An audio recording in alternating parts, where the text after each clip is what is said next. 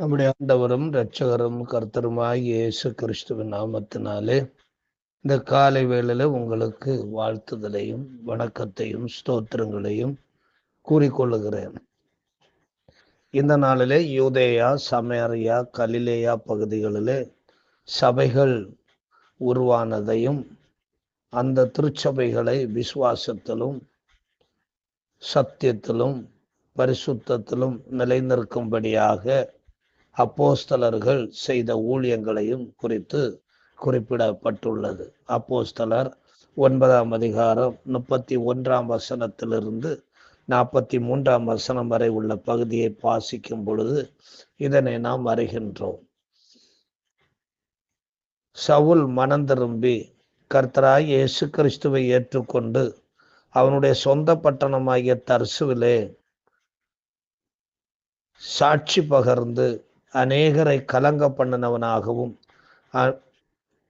விசுவாசத்துக்குள் வந்தோரை மேலும் விசுவாசத்துக்குள்ளே உறுதிப்படுத்துறவனாகவும் காணப்பட்டார். அதுக்கு பிற்பாடு அப்போஸ்தலர் நடபடிகளை எழுதிய லூக்கா ஆசிரியர் இப்படி சொல்லுகிறார் 31ஆம் வசனத்திலே, அப்பொழுது யூதேயா, கலிலேயா, சமாரியா நாடுகளிலெங்கும் சபைகள் சமாதானம் பெற்று பக்தி விருத்தி அடைந்து கர்த்தருக்கு பயப்படுகிற பயத்தோடும் பரிசுத்த ஆவியின் ஆறுதலோடும் நடந்து பெறுகின்றன. ஒரு சபையினுடைய உண்மையான வளர்ச்சி இதுதான்.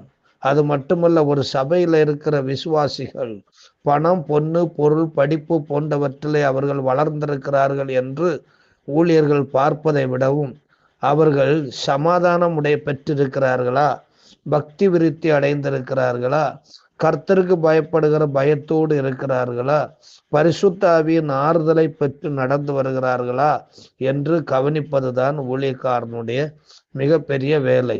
அதைத்தான் இங்கு பேதுரு அப்போஸ்தலன் அந்த சபைகளை எல்லாரையும் சந்தித்து அவர்களை இவ்விதமா சமாதானத்திலும் பக்தி விருத்தியிலும் கர்த்தருக்கு பயப்படுகிற பயத்திலும் பரிசுத்த ஆவியின் ஆறுதலிலும் நிலைத்திருக்கும்படியாக அவர்களை உறுதிப்படுத்துகிறதை நாம் பார்க்கிறோம்.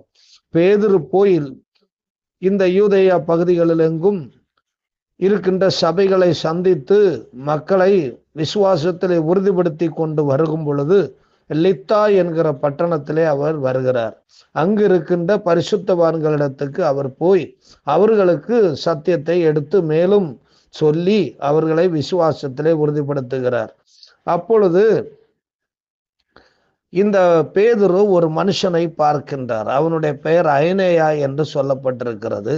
அவன் 8 வருஷமாய் கட்டிலின் மேல் திமிர்வாதம் உள்ளவனாய் கிடந்தான் என்று சொல்லப்பட்டிருக்கிறது. பேதுரு அந்த ஐனேயாவை பார்த்து சொல்லுகிறார், ஐனேயாவே, இயேசு கிறிஸ்து உன்னை குணமாக்குகிறார், நீ எழுந்து உன் படுக்கையை நீயே போட்டுக்கொள் என்று சொல்லுகிறார். இந்த வார்த்தை தான் நாம் அதிகமாக பயன்படுத்துகிற ஒரு வார்த்தையாய் இருக்கிறது. ஐனேயாவே, இயேசு கிறிஸ்து உன்னை குணமாக்குகிறார், நீ எழுந்து உன் படுக்கையை நீயே போட்டுக்கொள் என்று சொல்லுகிறார். இயேசு கிறிஸ்து ஒரு முடவனை பார்க்கும் பொழுது எழுந்து உன் படுக்கையை எடுத்துக்கொண்டு நீ போ என்று சொல்லுவார். ஆனால் இங்கே பேதுரு சொல்லும் பொழுது அவர் முதல் பகுதியை அவர் சேர்த்து கொள்ளுகிறார். அவர் என்ன சொல்லுகிறார்?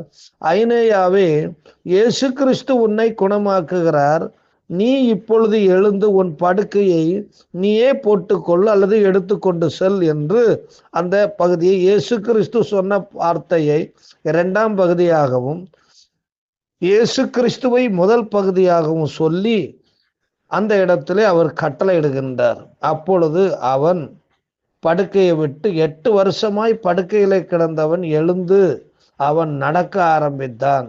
அவன் காரியங்களை செய்ய ஆரம்பித்தான். இது நிமித்தம் அந்த பகுதியில லித்தாவிலும் சாரோனிலும் குடியிருந்தவர்கள் எல்லாரும் அவனை கண்டு கர்த்தரிடத்தில் திரும்பினார்கள். ஒரு உயிருள்ள சாட்சி உண்டான போது அநேகர் விசுவாசத்தில் உறுதிப்பட்டார்கள். ஆண்டவரை ஏற்றுக்கொள்ள மாட்டோம் என்று அடம் பிடித்தவர்கள் எல்லாம் கர்த்தராகி இயேசு கிறிஸ்துவின் மேல விசுவாசம் வைத்து அவரை பற்றி கொள்ள ஆரம்பித்தார்கள். ஐனேயாவே, இயேசு கிறிஸ்து உன்னை குணமாக்குகிறார்.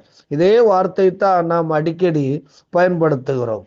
அதுக்கு பிற்பாடு பவுல் அந்த லித்தா ஊர்ல இருக்கிறார்.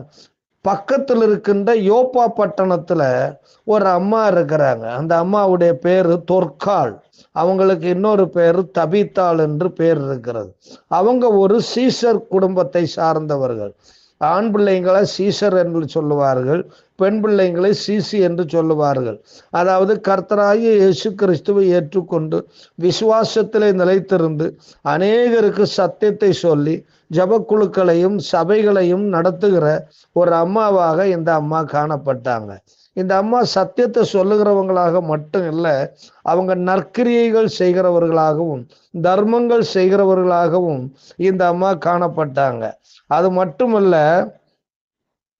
இந்த அம்மா தனக்கு தெரிஞ்ச கை வேலையாகிய போர்வைகளை செய்து விதவைகளுக்கு கொடுத்து அவர்களை உற்சாகப்படுத்தி ஆதரித்து வழிநடத்துகிற ஒரு தாயாராக இருந்தார்.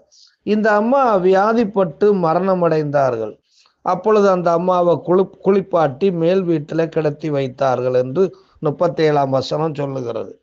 யோப்பா பட்டணம் லித்தா ஊருக்கு சமீபமாக இருந்ததுனால லித்தா ஊர்ல பேதுரு குடியிருக்கிறாரு, அங்க வந்து தங்கி இருக்கிறாரு, அங்க விசுவாசிய வீட்டுல தங்கி இருக்கிறார் என்று சொல்லி இங்க இருக்கிற சீசர்கள் எல்லாம் கேள்விப்பட்டு 2 பேரை அனுப்பி பேதுருவை அழைத்து கொண்டு வருகிறார்கள். பேதுரு உடனே அவர்கள் சொன்ன உடனே அப்படியா நான் வருகிறேன்னு சொல்லி உடனே அவர் கிளம்பி வந்தார். அவர் வந்து அந்த மேல் வீட்டுக்கு அவரை கூட்டிட்டு போகிறாங்க. அப்பொழுது விதவைகள் எல்லாரும் வந்து அழுகிறாங்க. அவங்க என்ன சொல்றாங்கன்னா, தங்களுக்கு செய்து கொடுத்திருந்த அந்த அங்கிகளையும் அந்த வஸ்திரங்களையும் காண்பித்து, இந்த அம்மா இன்னும் மரிக்காம இருந்தா இன்னும் எத்தனையோ விதவைகளுக்கு ஆசீர்வாதமாய் இருப்பாங்களே, எத்தனையோ விதவைகளுக்கு நன்மை செய்வாங்களே, இவங்களிடத்திலிருந்து நாங்கள் கற்றுக்கொண்ட பாடம், இவங்களை போல நாங்களும் இருக்க வேண்டும் என்று நாங்கள் கற்றுக்கொண்டோம். இந்த அம்மா இன்னும் கொஞ்ச காலம் எங்களுக்காக உயிரோடு இருந்தா நலமாய் இருக்குன்னு சொல்லி எல்லா விதவைகளும் வந்து பேதுரு கிட்ட அழுதார்கள். பேதுரு உடனே எல்லாரையும் வெளியே போக செய்து முழங்கால் படியிட்டு ஜெபம் பண்ணி பிரேதத்தின் புறமாய் திரும்பி தபித்தாளே எழுந்திரு என்று சொல்லுகிறார். அப்பொழுது அவள் தன் கண்களை திறந்து பேதுருவை பார்த்து உட்கார்ந்தாள் என்று சொல்லப்பட்டிருக்கிறது. அப்பொழுது பேதுரு அவளுக்கு கை கொடுத்து அவளை எழுந்திருக்க பண்ணி பரிசுத்தவான்களையும் விதவைகளையும் அழைத்து அவளை உயிருள்ளவளாக அவர்களுக்கு முன்னிறுத்தினார். இது யோப்பா பட்டணம் எங்கும் தெரிய வந்தது. அப்பொழுது அநேகர் கர்த்தரிடத்தில் விசுவாசம் உள்ளவர்களானார்கள். 2 அற்புதங்களை தேவன் இந்த இடத்துல பேதுருவின் மூலமாய் லித்தா ஊரிலும் யோப்பா பட்டணத்திலும் செய்திருக்கின்றார்.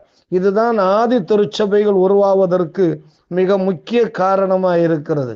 விசுவாச குடும்பங்கள் விசுவாசத்திலும் பரிசுத்தத்திலும் நற்கிரியைகளிலும் அதிகமாய் அவர்கள் வளர்ந்தார்கள், நன்மை செய்கிறவர்களாய் மாறினார்கள், அநேகரை விசுவாசத்துக்குள் வழி நடத்துகிறவர்களாய் இருந்தார்கள், ஊழியம் செய்கிறவர்களாய் இருந்தார்கள்.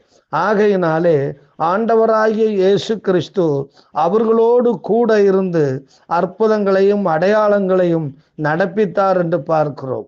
பேதுருவினால தேவன் பெரிய பெரிய காரியங்களை யூதேயா சமாரியா கலிலேயா பகுதிகளிலே நடப்பித்ததினாலே அந்த பகுதியில் இருந்த சபைகளெல்லாம் விசுவாசத்திலே மேலும் பலப்பட்டது.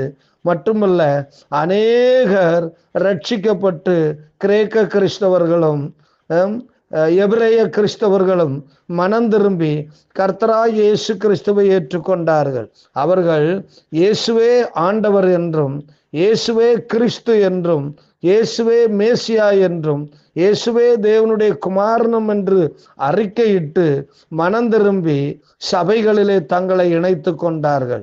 இயேசு கிறிஸ்துவின் நாமத்தினாலே ஞான ஸ்நானம் பெற்று சபைகளிலே இணைக்கப்பட்டார்கள். அவர்கள் இணைக்கப்பட்டதோடு அவர்களுடைய வாழ்க்கை முடிஞ்சு போகல. அங்கிருந்து அவர்கள் ஜெபம் பண்ணுவதிலும் ஐக்கியத்திலும் அப்பம் பிட்குதலிலும் அப்போஸ்தலர் கற்றுக் கொடுக்கின்ற உபதேசங்களிலும் நிலைத்திருந்து மற்றவர்களையும் அவைகளிலே அவர்கள் பயிற்றுவித்து அவர்களையும் அவர்கள் கிறிஸ்துவுக்குள்ளே நிலைநிறுத்தி மிகவும் ஆசீர்வாதமாக காணப்பட்டார்கள். ஐனேயாவே இயேசு கிறிஸ்து உன்னை குணமாக்குகிறார் என்று சொன்ன பேதுரு தபித்தாளை பார்த்து, தபித்தாளே எழுந்திரு என்று சொல்லுகிறார்.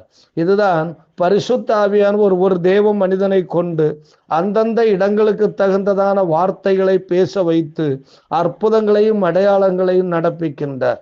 இயேசு கிறிஸ்து இந்த பூமியில உயிரோடு இல்லாம இருந்திருக்கலாம். ஆனாலும் இயேசு கிறிஸ்துவை பின்பற்றி அவருடைய சீஷர்கள் இயேசு கிறிஸ்து இன்னும் இந்த பூமியிலே உயிரோடு இருக்கிறார் என்பதை வார்த்தைகளினாலும் செயல்களினாலும் அவர்கள் வெளிப்படுத்துகிறார்கள். பரிசுத்த ஆவியானவரும் கூட அவர்களோடு கூட இருந்து அடையாளங்களையும் அற்புதங்களையும் நடத்தினார். அன்பான தேவனுடைய ஜனமே, நாமும் கூட நம்முடைய விசுவாசம் நமக்குள்ளே வளர்ந்திருக்கிறதா என்று நாம் யோசித்து பார்க்க வேண்டும். நம்முடைய வாழ்க்கையில சத்தியம் நமக்குள்ளே ஆழமாய் வேரூன்றி இருக்கிறதா என்று பார்க்க வேண்டும். நாம் அன்றாடம் எப்பொழுது ஜெபம் பண்ணி விழித்திருக்கிறவர்களாய் இருக்கிறோமா என்று நம்மை நாமே ஆராய்ந்து பார்க்க வேண்டும். அது மட்டுமல்ல, நற்கிரியைகளை செய்ய நம்மை ஒப்பு கொடுத்திருக்கிறோமா என்பதையும் நாம் பார்க்க வேண்டும். நாம் மற்றவங்களுக்கு சுவிசேஷத்தை சொல்லுகிறோமா? நம் மூலமாய் தேவன் நம்மோடு கூட இருந்து அற்புதங்களை நடத்துகிறாரா என்று பார்க்க வேண்டும். நம்மிலே அற்புதங்களை அவர் நடத்த வேண்டும். நம்முடைய குடும்பங்களிலே அற்புதம் நடத்த வேண்டும். நாம் போகிற இடங்களில, வேலை செய்கிற இடங்களில, ஜபக்குழுக்கள் நடத்துகிற இடத்துல ஆண்டவர் பரிசுத்த ஆவியானவர் நம்மோடு கூட இருந்து அற்புதங்களை செய்யும்படியாக நாம் வாஞ்சிக்க வேண்டும். ஜபமே எல்லாவற்றுக்கும் அடிப்படையாய் இருக்கிறது. ஜெபிக்கிற மனிதன் ஜெயிக்கிற மனிதனாய் இருப்பார். மற்றவங்களை ஜெயிப்பிக்கிற மனிதனாய் இருப்பார்.